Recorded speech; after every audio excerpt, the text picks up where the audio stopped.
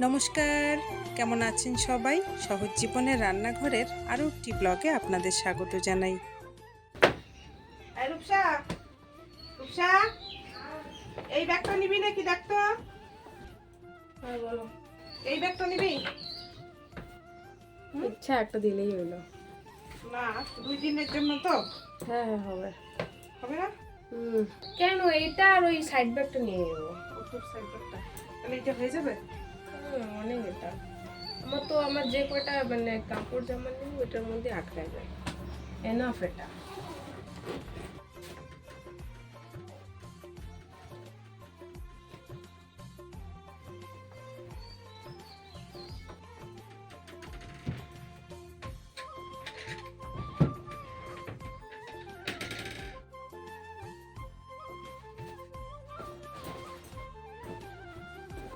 তো আপনারা দেখে বুঝতে পারছেন ব্যাগটা কেন বের করেছি। আজকেই তৎকাল টিকিট করতে হবে।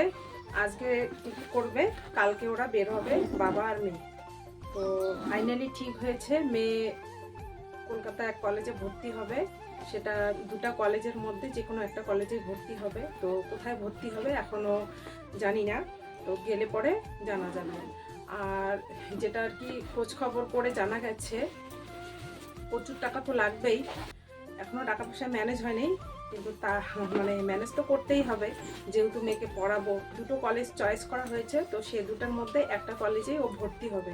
তো কলকাতায় আমার একটা ভাস্তা আছে, ও সব কিছু খোঁজ খবর করেছে। তো কালকে রাত্রেই ঠিক হয়েছে যে আজকে তৎকাল টিকিট করে কালকে ওরা বাবা আর মেয়ে বের হবে। আমাকে বলেছে যেতে, ওর বাবা বলেছে যে তুমি আর মেয়ে যাও। তো আমি বললাম না, তুমি যেহেতু গার্জিয়ান, তুমি বাবা, তুমি প্রথমে মেয়েকে গিয়ে ভর্তি করে আসো।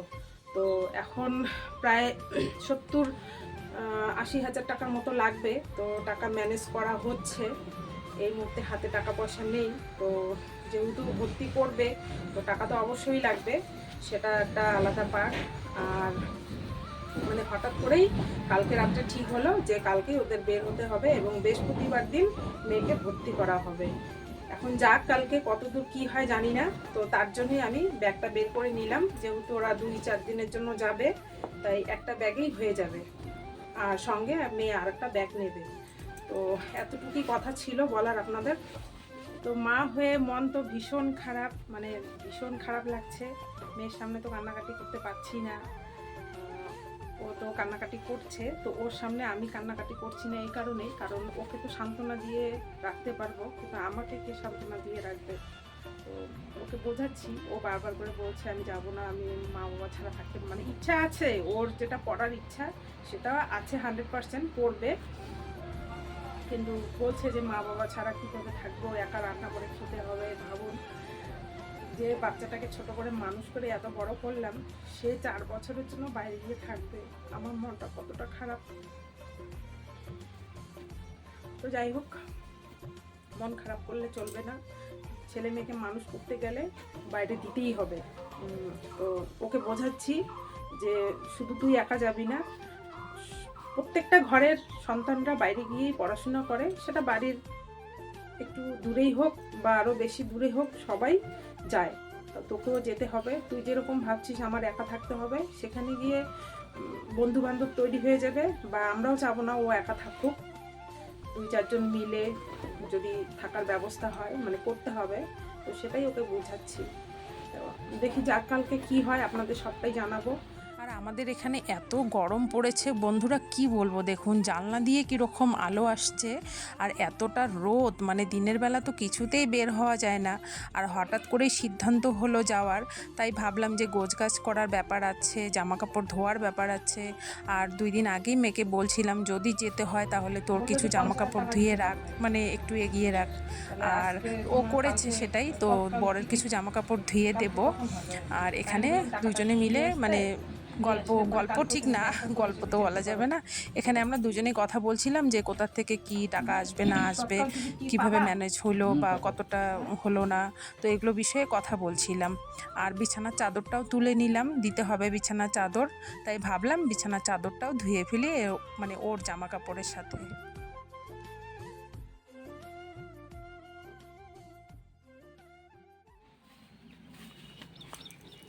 কলমি শাকটা ভালো হবে বাবলুদা? হ্যাঁ, কেমন যেন হয়ে গেছে। কি বৃষ্টি পড়ে, একটু একটু বৃষ্টি পড়ে। ওইটা পয়সা করে দিছেন? এই গাছটা না বেকার, যে চালের নিচে গেছে, এই ডালটা কাইটা দেন। হ্যাঁ হ্যাঁ, এটা গোড়ার মধ্যে কাইটা দেন।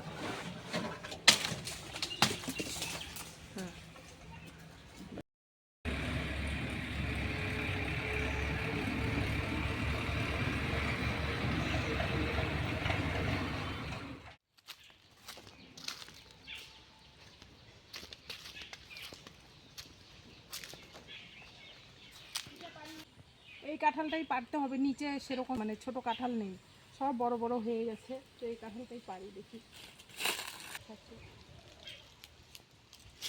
ওই গাছটা, ওই গাছের কাঁঠালগুলোও তো বড় বড় হয়ে গেছে, আর ওইদিকে পারা যাবে।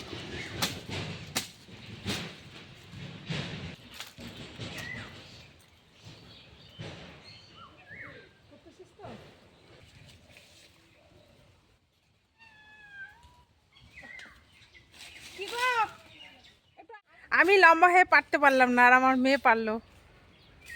ডোন্ট আন্ডারএস্টিমেট দ্য খাটো মানুষ।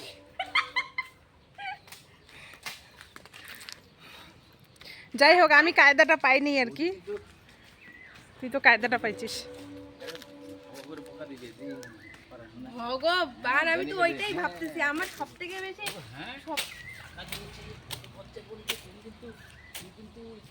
মানে আমি ওইখানে যে যাবো, যাওয়ার পরে যে বম্মার যে ওই রাগি যে সেটা দেখবো, ওটা থেকে ফার্স্ট হয়ে কবো যে আমি পড়াশোনা টড়াশোনা কিছু করবো না, আমাকে বাড়ি নিয়ে চলো।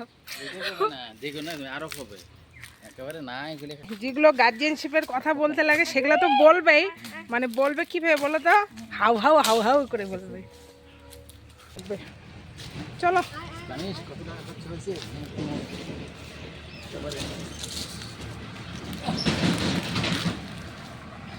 দাদা আমরা যখন বাড়িতে থাকবো না, এগুলোর জন্য খাঁচা বানাইতে হবে, খাঁচায় করে নিয়ে যেতে হবে, খাঁচায় করে নিয়ে যেতে হবে। অনেকে আছে না বিড়াল পোষে খাঁচায় করে নিয়ে যায়, এরকম। আমার ছেলে কাঁঠাল খেতে খুব ভালোবাসে, তাই ওর জন্যই মাঝে মধ্যে রান্না করতে হয়। এখানে কাঁঠালটা নুন দিয়ে সিদ্ধ করে অল্প তেলের মধ্যে নুন হলুদ দিয়ে ভেজে রেখেছি, আর ফোড়নে জিরা, শুকনো লঙ্কা, তেজপাতা দিয়ে আলুটা ভেজে নিয়ে হালকা পেঁয়াজ, রসুন, আদা, জিরা আর ধনিয়া, আর সঙ্গে রয়েছে টমেটো কুচি আর একটু চিনি দিয়েছি। কষানো হয়ে গেলে হালকা গরম জল দিয়ে, জাল দিয়ে, একটু গরম মশলা দিয়ে নামাবো। খুব বেশি একটা পেঁয়াজ রসুন দেয়নি, কারণ গরমের মধ্যে বেশি পেঁয়াজ রসুন খেলে পরে পেটে সমস্যা হতে পারে। হালকা পেঁয়াজ রসুন দিয়ে রান্না করবো। তো আজকের ভিডিওটা আমি এখানেই শেষ করছি বন্ধুরা, সবাই সাবধানে থাকবেন, আর ব্লগটা কেমন লাগলো কমেন্ট করে জানাবেন। সবাই ভালো থাকবেন, সুস্থ থাকবেন, দেখা হচ্ছে শিগগিরই পরের কোনো ব্লগে।